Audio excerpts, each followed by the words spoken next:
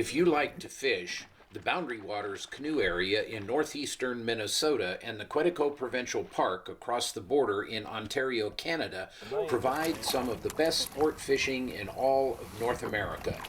Williams and Hall Wilderness Outfitters is located right on the edge of this fishing area, and they do an incredible job assisting you with planning a great fishing adventure.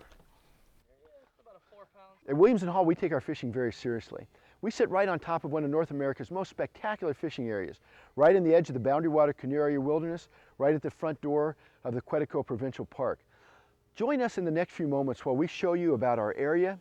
We'll explain to you why wilderness canoe fishing is so spectacular. Let us introduce you to our facilities and resources that combined will put together one of the most incredible fishing packages found anywhere. There are two main characteristics in this area that makes for such a fantastic fishing experience. First, in the Boundary Waters and Quetico, with over 2 million acres of wilderness area, there are over 2,000 lakes, and they are all interconnected with rivers, streams, and rapids. Age-old portages or trails between lakes connect these lakes and make for easy travel through many lakes during a short trip if you desire. And many of these lakes hardly see a fish hook a year. Second, and it's the fisherman's dream, with the sport fishing ethic of catch and release practiced here, there are a lot of big fish. Only small and middle-sized fish are kept for meals, and the others, the especially large ones, are returned to the water to perpetuate the species. So there are a lot of big fish, and it's unusual to take a canoe trip here without catching a good number of really big fish.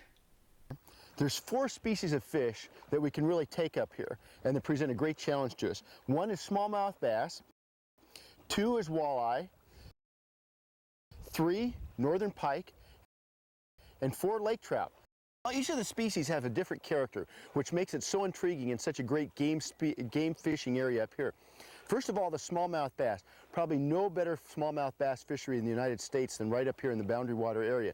We're going to find those smallmouth bass this time of year on their beds. We've just had spawn about 5 days ago, and we're going to see the males sitting on those beds. So they're going to be down 3 to 6 feet, and we're going to have a great time topwater fishing for those topwater baits. Lake trout are more of a deep water sort of a fish. The water's warmed up here. We've had several days of very hot weather, and they're going to be dropping down into lower depths here, looking for that cold water and the structure that those lake trout love so well.